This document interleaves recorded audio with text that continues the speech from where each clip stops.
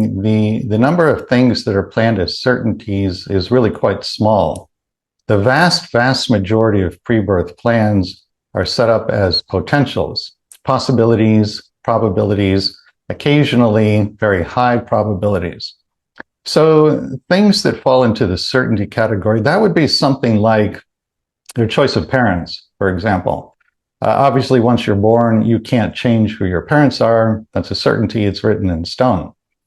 Or if you plan, for example, to be born with a physical handicap that can't be treated by medical science in the time period in which you're incarnating, which is something you would know before coming into body, then short of what we call a miracle, you'll have that handicap for the duration of that lifetime. So that's a certainty. It's written in stone. But those kinds of things are really few and far between. Everything else is planned as a degree of possibility or probability, and whether or not it actualizes depends very much on your free will decisions, and in particular, whether or not you know that you have guidance, whether or not you choose to tune into it, and whether or not you follow it.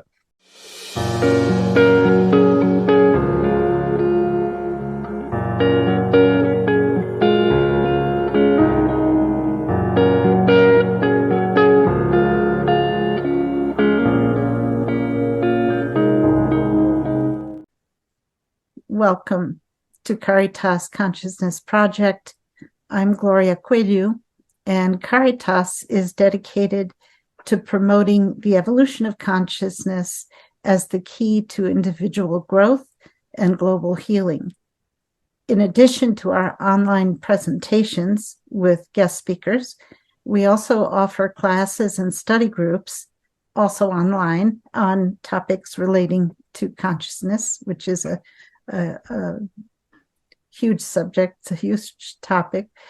We draw from a wide assortment of both ancient wisdom and leading edge studies in science, consciousness, spirituality, and philosophy.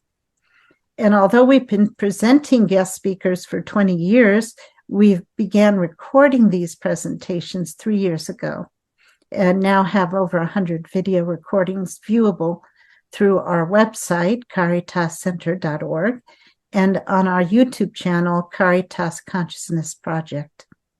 And as a nonprofit organization, we do rely on the support of our members and donors to keep our program going. So if you'd like to support this program, you can make a donation or become a member on our website. And now let me introduce tonight's guest speaker.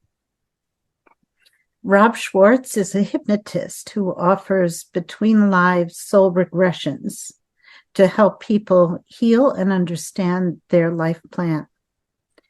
In one of these BLSRs, Between Lives Soul Regressions, you can speak directly with the Council of Elders, wise, loving, and highly evolved beings who can tell you what you planned for your current lifetime and why, how well you're fulfilling your plan, and how you may better fulfill your plan.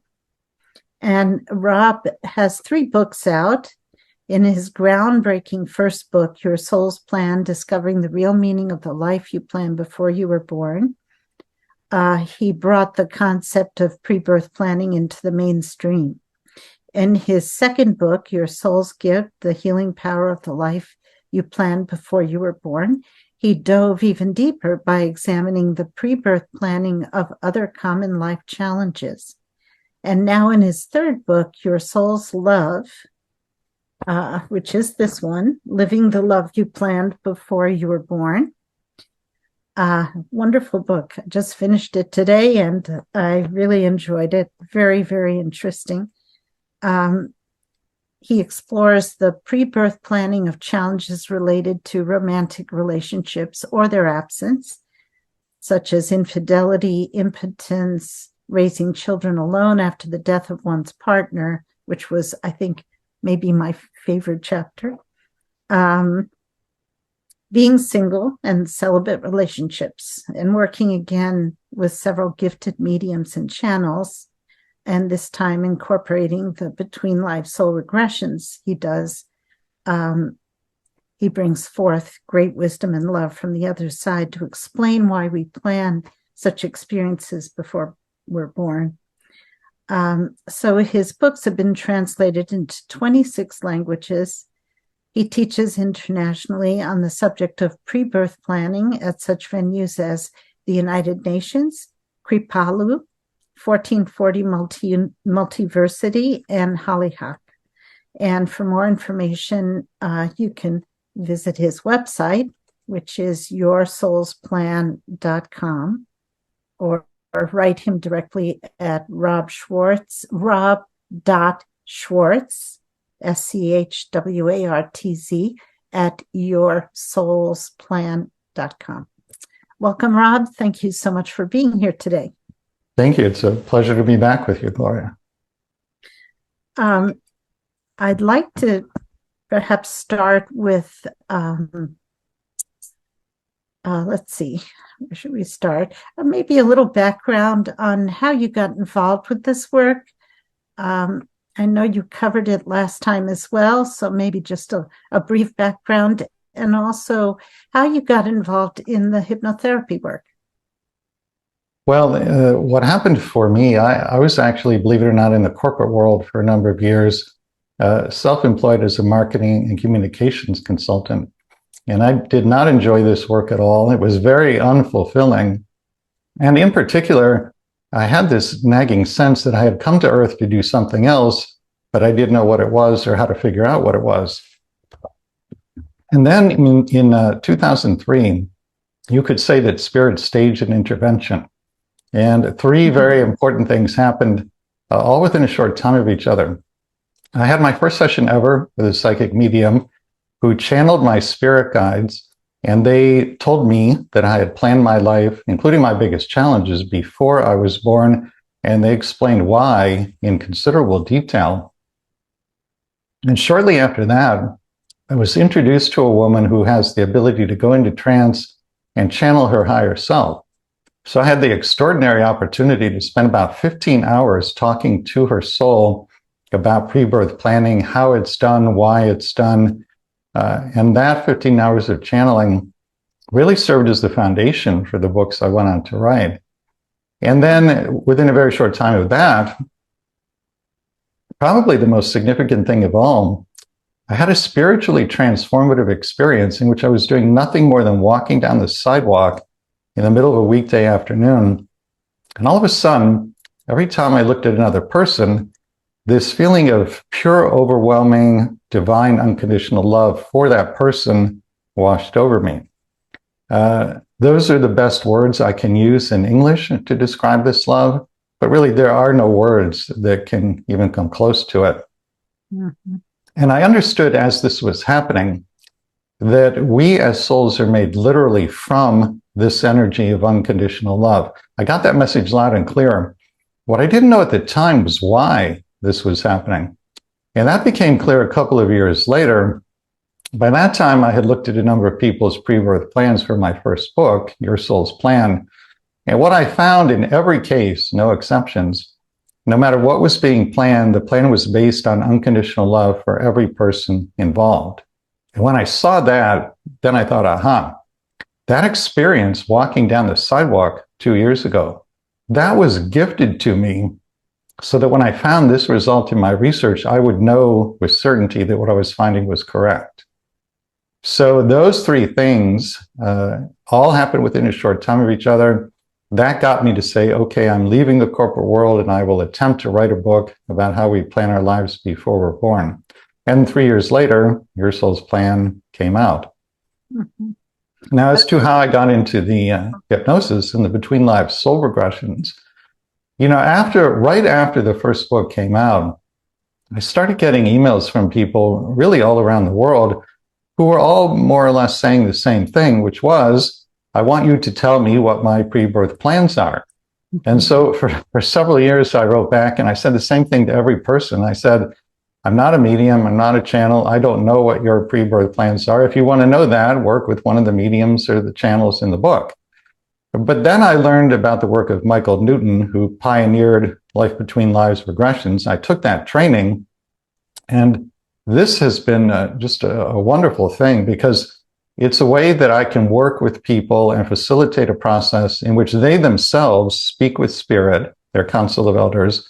They get the information directly about what they planned and why, how they're doing, how they can do better. And then they don't have to rely on an intermediary like a medium or channel to tell them anything or to be accurate. They have the direct experience. And so these Between Lives Soul Regressions have turned out to be really transformative experiences for many of the people who do them. And it's a deeply, deeply fulfilling way of working with people.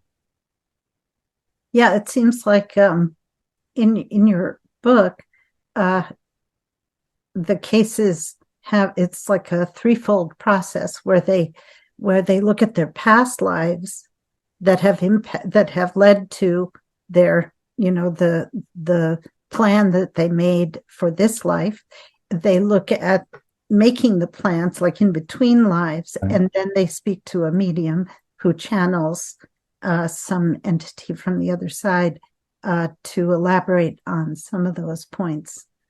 Yeah, that's usually the format that the research took. Yeah, it's very complete, really, it seems to me.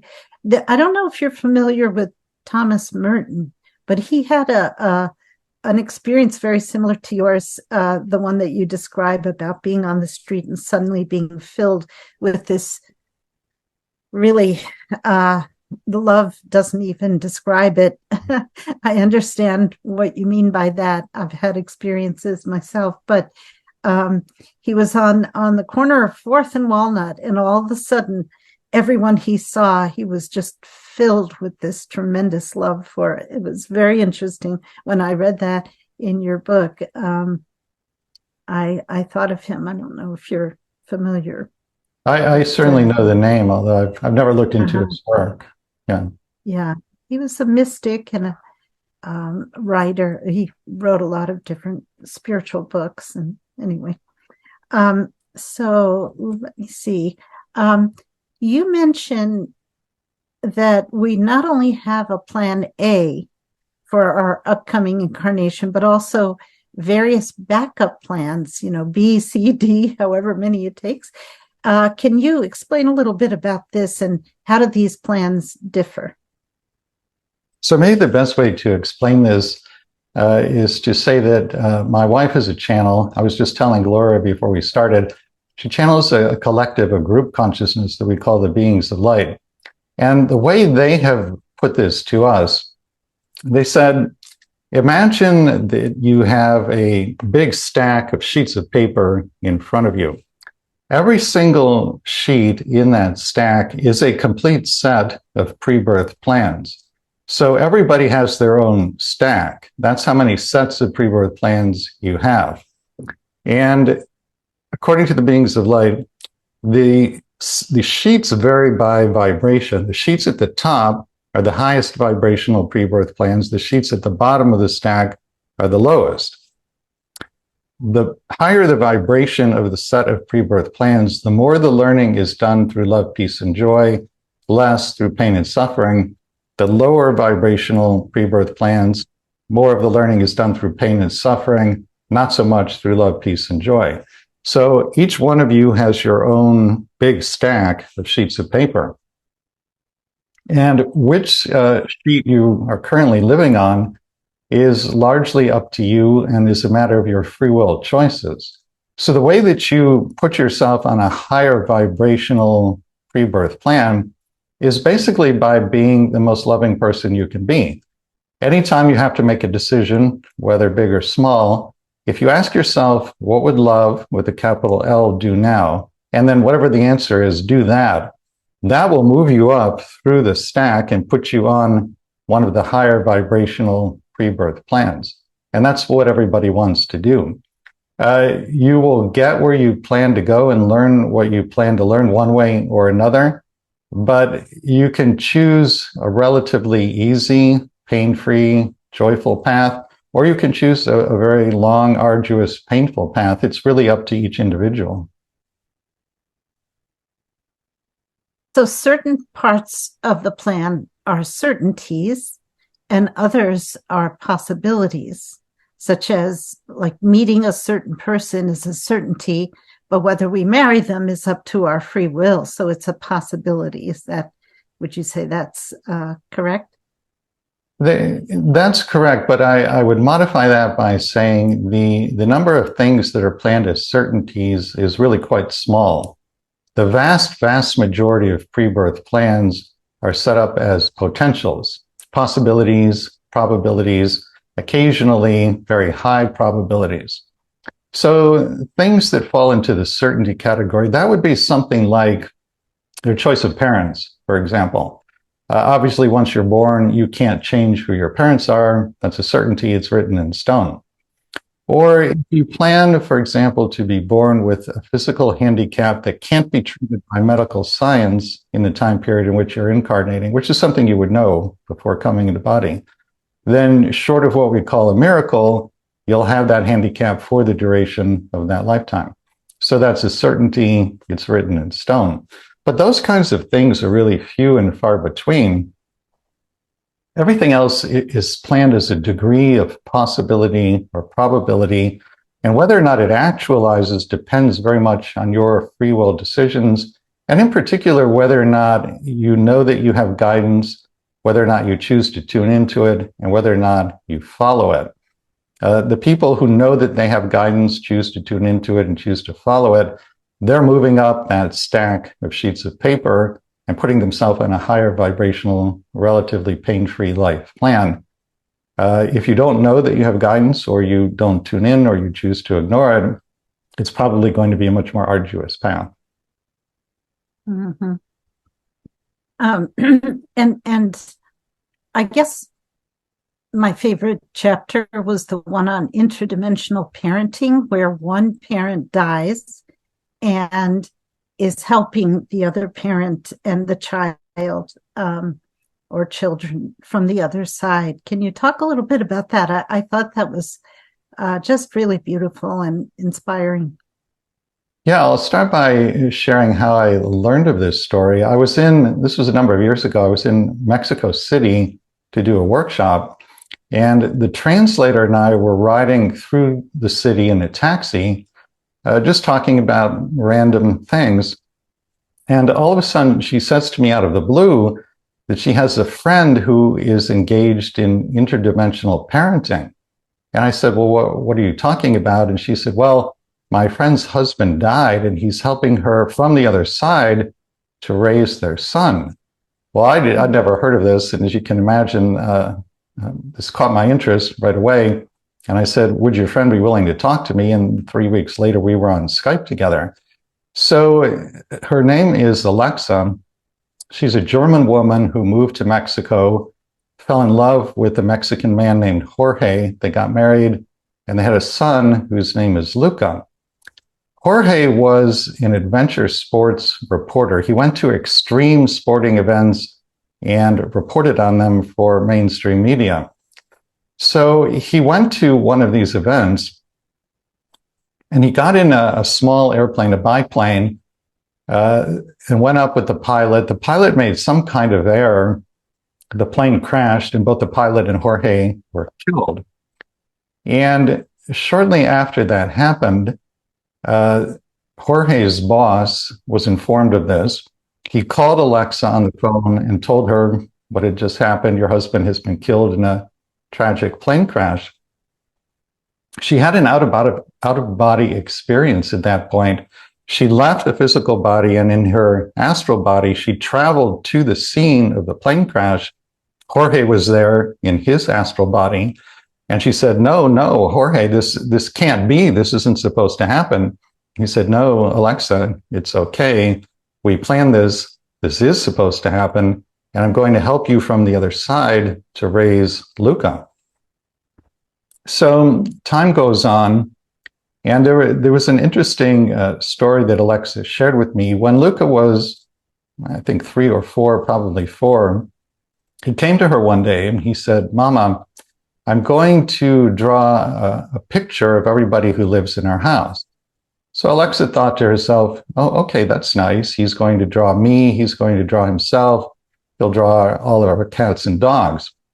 Well, Luca goes off with some paper and a set of crayons, and he comes back about an hour later, And he presents this drawing to his mother, Alexa, and she looks at it and she says, well, Luca, I see myself, I see you, I see all of our cats, I see all of our dogs, but who or what is this? And she points to something right in the center of the drawing.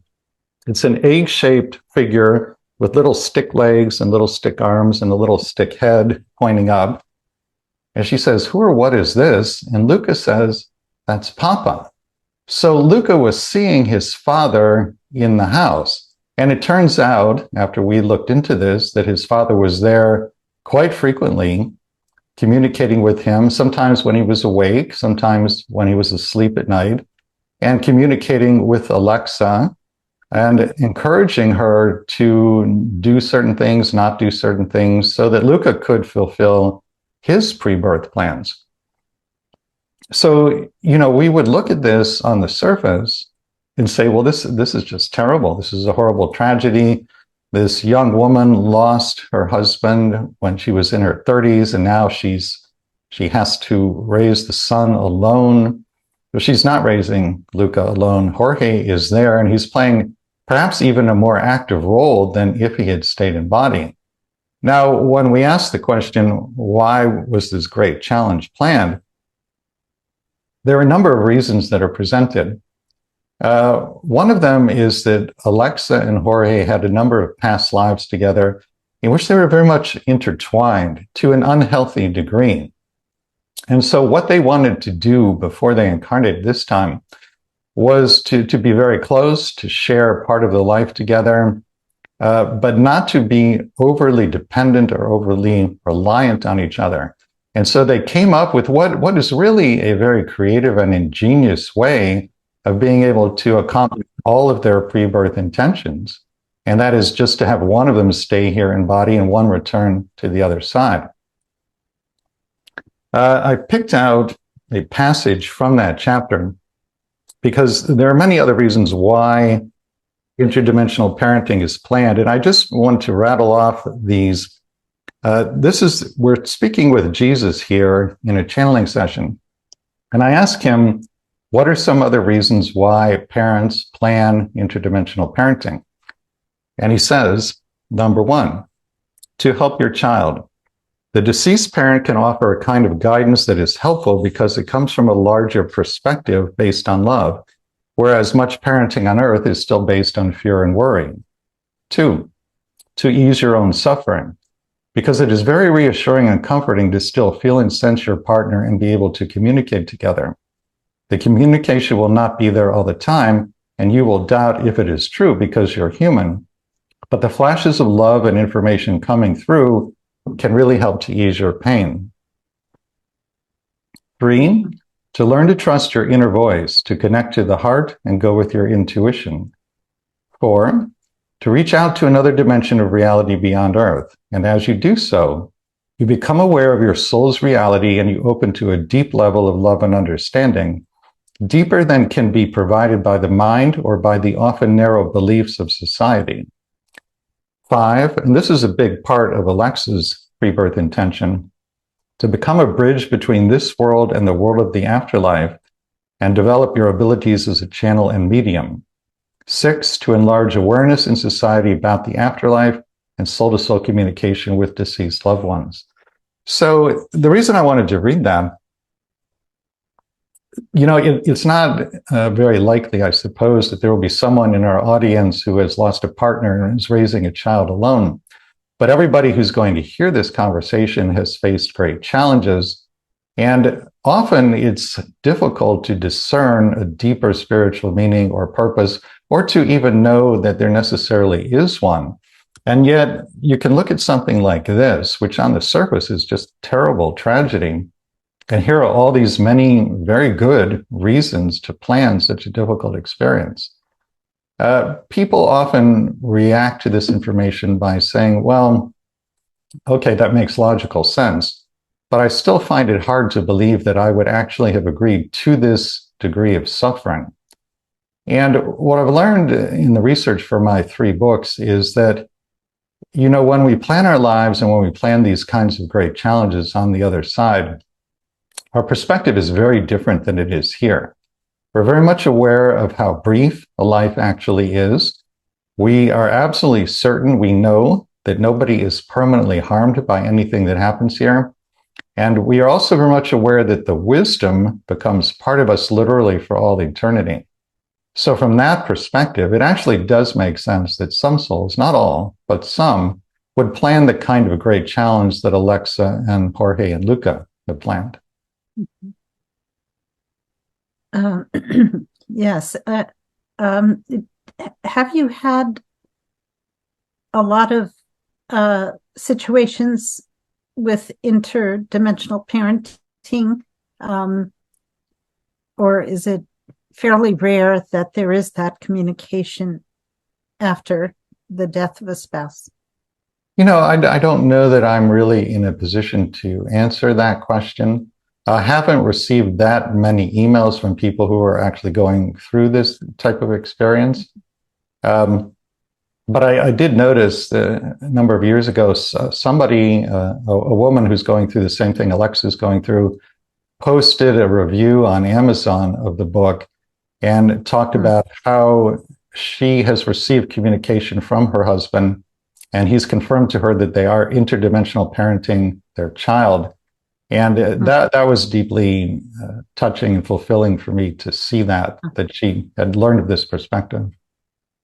Yeah, I think it's such an important thing to know if you're in that situation, just even the possibility of it, and even whether or not the wife or husband who survives, who is actually in the physical parenting, whether or not they have the ability to communicate with their spouse.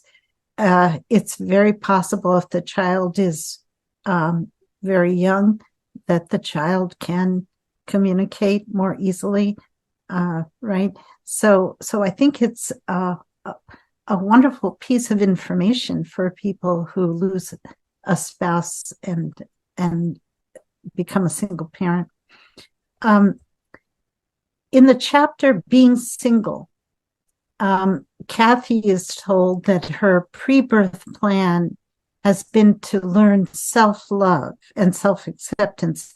And it's challenging to tell someone they need to learn to love themselves.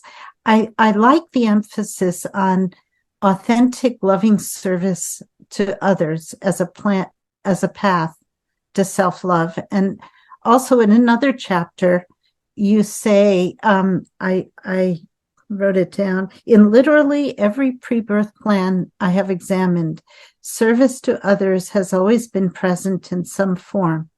From the perspective of the soul, it is not sufficient simply to cultivate certain virtues or master certain lessons. Our souls always want us to mine the gold in our experiences and then share that wealth with others. And I was really happy to see that, because I think I agree that that's really important. And as I mentioned to you before we started, I teach Spiritism, and in Spiritism, that's a real, it's a philosophy of compassion, love, and service. So the service part is really emphasized. And I think that is an excellent way to get to love yourself, because when you make other people happy and you help other people in their pain, it feels good, And I had a spiritual teacher many years ago who was wonderful and passed. And he said that his practice when he was quite young was everyone he would meet, he would work inside he was quite sensitive, and he could see a lot about a person upon meeting them for the first time. And so he would just work inside and open his heart to this person until he could see something in that person that he could love. And he said, I did that for years, and I finally came to love myself. So that was a beautiful lesson too. And the chapter on infidelity, the two people, Bob and Tricia, they made a pre-birth plan where he would betray her. And we talked about this a little bit earlier, but yeah, that was interesting because one of the things Spiritism teaches is that the soul's plan is always to overcome hurtful tendencies, not to indulge them. On the other hand, we do plan to undergo trials, which may be painful. So Tricia could well have planned to experience betrayal. I imagine that she did, and to align herself with someone who is likely to betray her. She would be drawn to some, but Bob's soul would want Bob to overcome his desire to betray and not to hurt Tricia in that way. But I don't know. I mean, that's what Spiritism teaches. It makes sense to me that the soul always wants our highest good. And you could say maybe in some way, because of what he learned from it, maybe it wasn't his highest good. But the bottom line for me is that if we promise to be faithful, then having an affair is out of integrity. And I didn't think this case adequately addressed the dishonesty of carrying on a secret affair for a whole year. I understand that the ego's insistence on monogamy and faithfulness may be fear-based, and perhaps culturally we need to rethink this in terms of a lifelong commitment. But as long as our intention and commitment is to be monogamous, to betray a loved one, and to betray their trust, is out of integrity and not likely what the soul would want. However, if the person wanting to be sexually active outside the relationship were to admit this to the loved one, a decision could be reached that could at least be honest and loving, although it would also be uncomfortable, I'm sure. But then the partners could decide whether or not to stay together. So it's a curious thing. I don't know how to, that was the only point in the book that I had trouble with. Well, I picked out a passage from that chapter, and maybe I can read a little bit of this to give people a feel for what the pre-birth planning is like. So again, the husband who has passed, his name is Bob. The partner is Tricia, and Claire is the name of the woman with whom Bob had an affair while he was still here in body. So Tricia does a Between Lives Soul Regression with me, and she's able to talk to Bob on the other side. He comes into the meeting with her Council of Elders. So Bob says to Tricia, "We planned this life together. I told you it would be very hard for you, but I wanted to do that, play that role for you." And then she asks, "Why are you here with these others?" He says, "I am with them because you're here. They help me to explain. They help you to understand."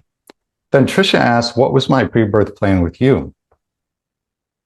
Bob says, quote, "I had things I wanted to address in this lifetime, a weakness I wanted to overcome. You wanted to help me with that. My weakness is being a pleaser. I wanted to know how to be who I really am and not be fearful. Being a pleaser is based on fear. We agreed that my choice, the affair, would help your abandonment issue, which is also an issue of fear." Then she asks, "How was I helping you to overcome the fear that made you a pleaser?" "Previously," he says, "I chose lives of being dominated by others, mostly women. Also, I had a lifetime as a woman who was dominated by her world. My soul had a scar from that. In our plan, you would not dominate me. You would be loving and allowing. This would allow me to see who I truly am." Then Tricia asked, "Do you feel that was accomplished?" Yes, I do. I'm very grateful to you."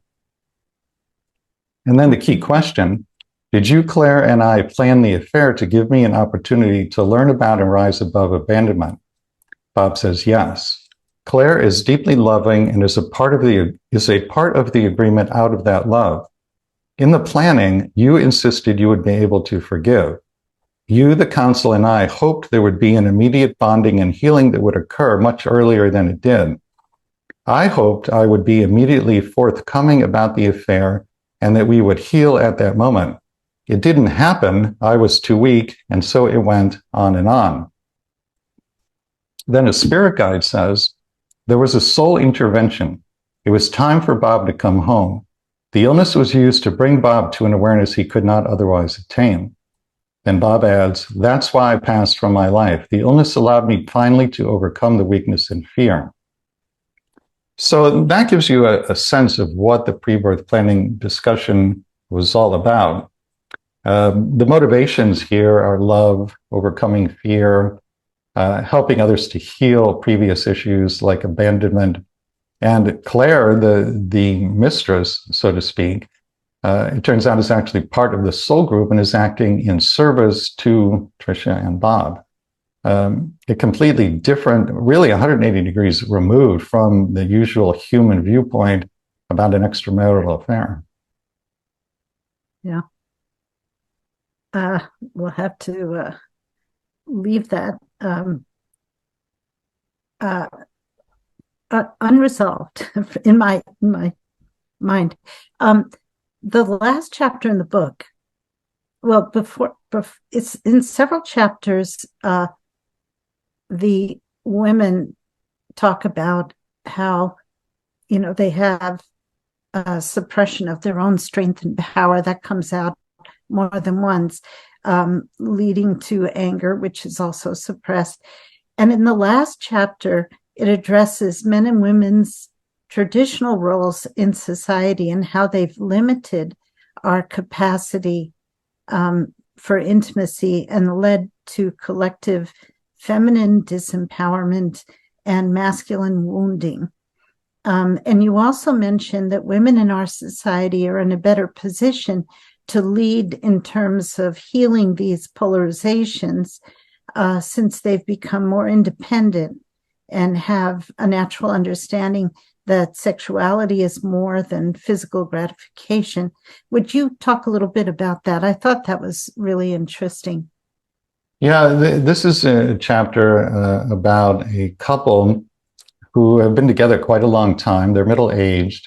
Their relationship is celibate. It wasn't always, but it has been now for a number of years. They love each other very much, are for the most part quite happy, but they aren't sexually active the way society conditions us to believe that a couple should be. And so they have to deal each in their own way with the absence of sexual intimacy, but also piled on top of that, all the conditioning that they have both received that teaches them that it should not be this way. And one of the themes that Spirit wants to get across with this chapter, and it comes out in a number of other chapters in my other books as well, most notably the sexuality chapter in Your Soul's Gift, which is the story of a soul who plans to be a homosexual man in this lifetime. The theme that Spirit is trying to bring out here is that love is love no matter what it looks like. If it takes the form of a celibate relationship, it's still love. If it takes the form of someone who is homosexual, it's still love. That's what Spirit wants us to know. I guess we'll open for questions from the audience. And any questions? Anybody have a question about this? Sharon. Yeah, thanks. So one question I have is, Rob, do you have any thoughts or experience with incarnating, sort of a soul incarnating to heal generational trauma, for lack of a better term? So maybe, like, for example, incarnating with a mental health disorder or mental health issues that maybe there's a genetic component to them, and other people in the family over generations have dealt with these issues as well. Do souls ever do that they sort of incarnate to try to be the soul that helps kind of heal that trauma back over generations? Is that it has occurred to me based on a personal experience that maybe that's something that does happen. Maybe a soul takes on a hard role in that regard for a reason like that. And I'm just wondering if you've ever come across anything like that. You know, I haven't set out to specifically research that topic, but there have been references to it and pieces of information about it in many, many other pre-birth investigations. And my understanding is that many, many people are doing that to one degree or another. And in a sense, you almost cannot not be doing that, because nobody is an isolated individual. We're actually all a stream. That isn't my word, it's Thich Nhat Hanh's word. He said we're all a stream. And so upstream from you are your ancestors in linear time. Downstream from you are those who are coming in the future in linear time. But as you all probably know, linear time is just an illusion. So you're not a separate self, you're the stream along with everybody else in your family. And so if something has happened and there's trauma, if you find some way to address it, it's not just your healing, it's the healing of the whole stream. Yeah, the healing goes back in time, it goes forward in time. That's very comforting when you have to bear witness to it. You know, in this lifetime, it can be very hard. But I try to take some comfort in what you just said, which has kind of been what I've been feeling the last few months, is that maybe there's a higher purpose to all of this, and maybe there's a lot of healing going on that we can't even witness, on this plane. So thank you. Yeah, you're welcome. I mean, if there's one thing I would like people to take away from my books and the other work I do, it's that there's always a higher purpose. Even if you have absolutely no idea what it is, just knowing that there is a higher purpose is an enormous source of comfort and healing. Yes. Shirley. This is pretty new for me. I read your other books and I was introduced to this, just a few short years ago. And it's always been a huge question, as for myself anyway, because the question comes up for me, why would I choose the parents that I chose who were going to immediately give me up to somebody else? And then the couple that adopted me, the mother died. And so I was kind of on my own with my adopted father. And so I'm trying to think about the things that were in your books about the message that I did this for myself for some reason, or the mother who gave me up, or the parents who took me in, or whatever. It's very hard for me to understand that reasoning. Well, let me ask you. I understand that there's a purpose. I just don't know what that is. Have you read the adoption chapter in Your Soul's Gift? Yes, I did. Yes, I did. It's been a while, so I don't really remember, but I will go back and look at that. Yeah, go back and take a look at that. There's a whole chapter on the pre-birth planning of adoption. Sometimes it's something as simple and mundane as that, the pre-birth plans of the birth parents and the adoptive parents are such that you need one set of parents to bring you into the world, but the ones you want to be raised by, the arrangements can only be made through going through adoption. But the bigger answer here, in terms of pre-birth planning, when I went into people's pre-birth planning sessions, I was able to hear the conversations they had when they were planning their biggest challenges. And a lot of the conversation always revolves around a soul-level desire to cultivate and then express, while embody, certain qualities that are very important to the soul. I gave these qualities the name divine virtues, and over a period of years, I put together a list of the ones that came up the most often in people's pre-birth planning. I think there are now 28 or 29 on the list. It's things like unconditional love, compassion, faith, trust, empathy, patience, and so on. My understanding is that the average person is working on 2 or 3 of these. I call them divine virtues, 2 or 3 divine virtues in a lifetime. Occasionally, somebody's working on 4 or 5. From a pre-birth planning perspective, you viewed your biggest challenges, like adoption, as providing both the opportunity and the motivation to cultivate the virtues. So to take a very simple and common example, many people had a pre-birth intention to cultivate compassion, to deepen in compassion. If that's your pre-birth intention, one very easy and common way to do that is to plan to be born into a nuclear family that will treat you with a profound lack of compassion. The absence of compassion in the external environment is intended to drive you within, where hopefully over time you will cultivate self-compassion.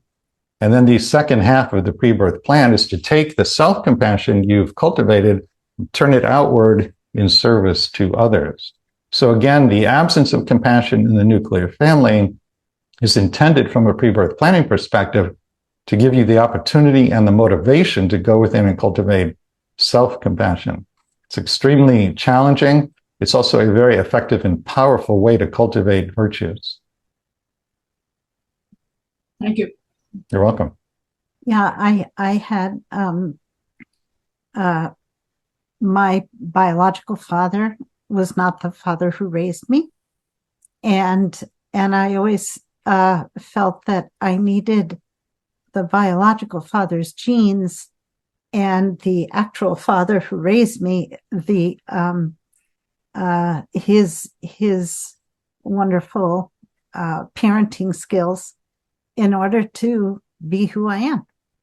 So I think, that's another way to look at it, is that for some reason I needed those genes and this upbringing, and together they gave me what I needed. Yeah, I think that makes a lot of sense. Yeah. So let's see. Lily has a question. It says, thank you for opportunity to have this discussion. I have not read the book, but I'm curious if parents make agreements with children they will bring into this world, particularly agreements that were made in the case when a child dies unexpectedly. My understanding is that something like that is always planned prior to birth, again, with varying degrees of possibility or probability, but it's always discussed. And that frequently the intention there is to open the hearts of the parents. So the parents have a pre-birth intention to become more loving people. And the pain from losing a young child, is intended to break the heart open and free it up, so to speak, to give and receive love more freely and more fully. It's a tremendously painful way to accomplish that.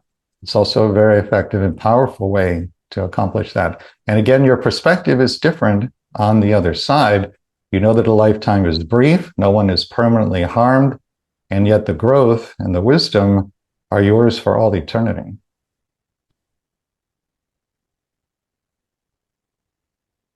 Yes. Anyone else have a question? Sharon. Yeah, my second question has to do with, for lack of a better phrase, plan modification. Oops. I'm so sorry, Sharon. Sorry. I just muted you by accident. I was trying to lower your hand. That's okay. I'll start over. For lack of a better term, plan modification.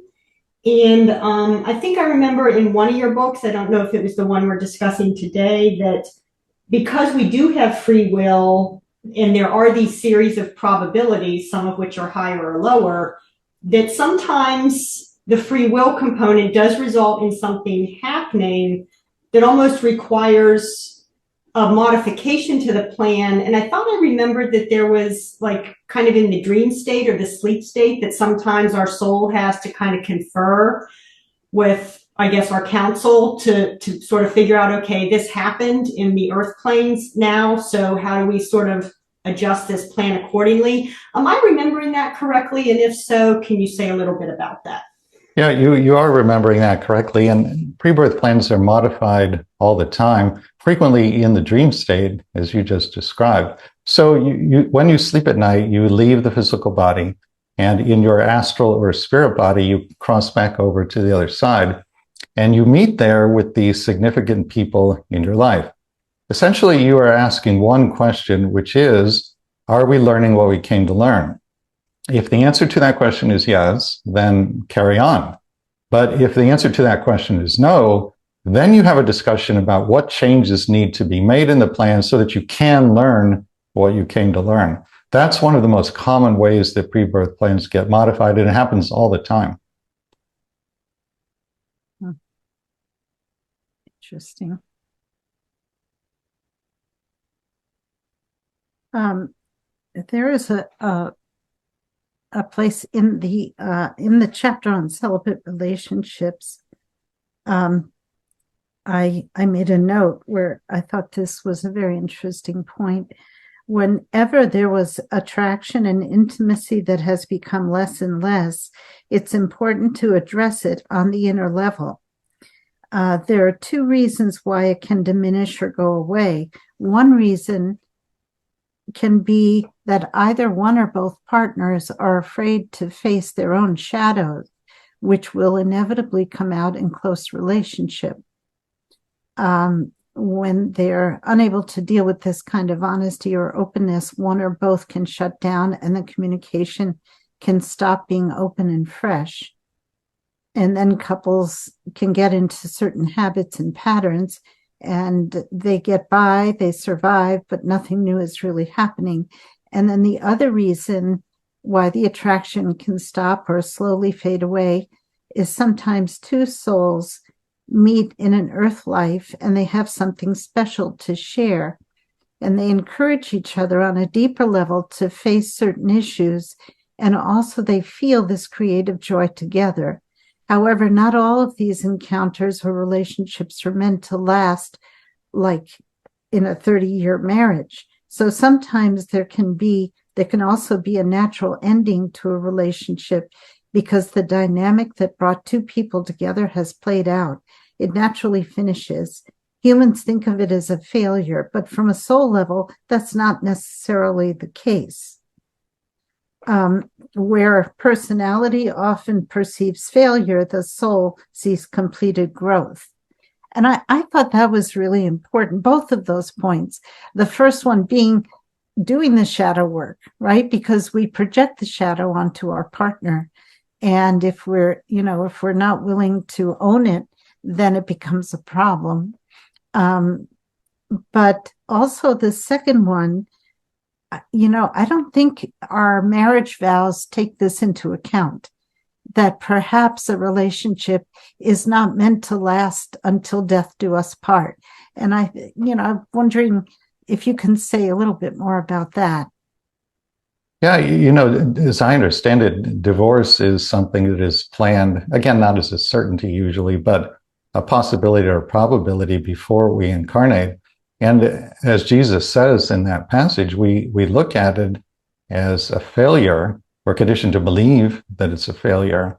But from the perspective of pre-birth planning, from the perspective of spirit, if the relationship has served whatever holy purposes it was intended to serve, then the energy that brought the two people together has probably dissipated. And the thing that's for the highest good is for them to both be free to go on to whatever the next step is in their own growth and learning. There are many, many things like this that we have judgments about at the level of the personality, and yet from the level of spirit, something completely different is happening. Yes. It reminds me, there's a story told about Edgar Cayce, who people here probably know is one of the most famous mediums who ever lived. And apparently late in Cayce's career, after he had read for many thousands of people, he was visited by two wealthy women, sisters from New York City. And these sisters said to him, Mr. Cayce, we're at the end of our rope in regard to our brother. He lives under a bridge in New York. He drinks too much.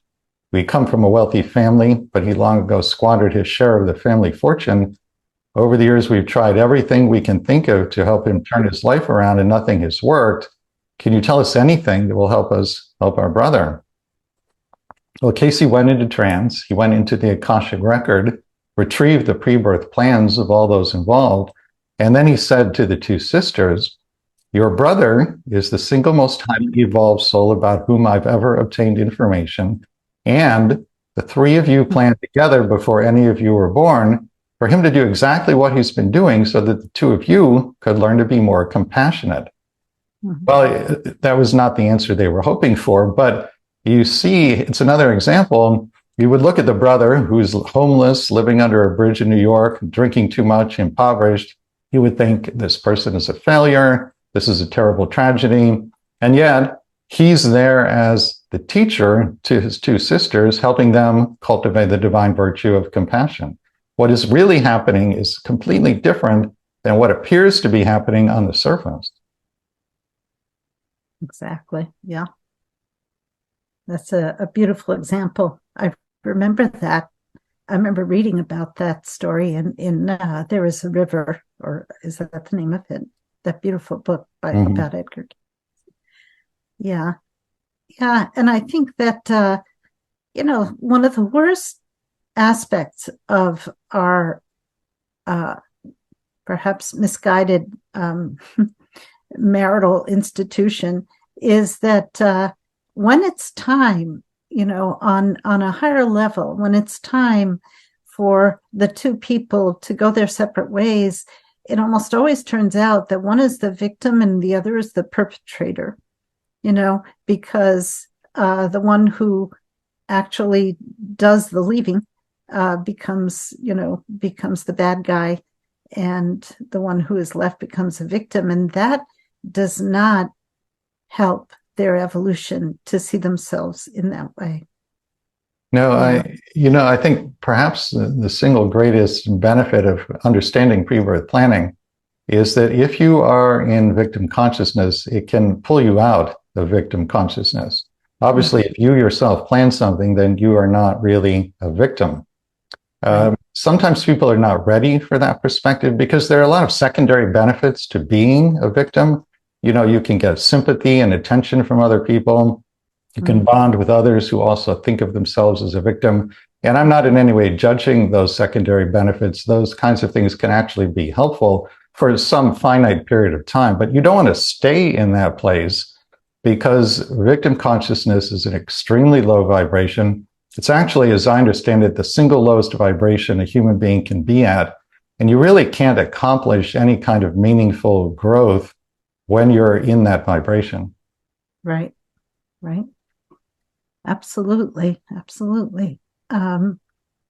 Yes, it really helps to know what you write about, in terms of that the major events in our lives are planned before we're born, and that they are designed to help us grow, even though it may not seem that way when we're on this side.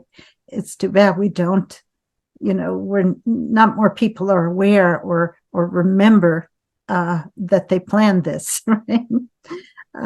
But everything has a reason. So I guess that's part of it too. We have to grow in our understanding of these things.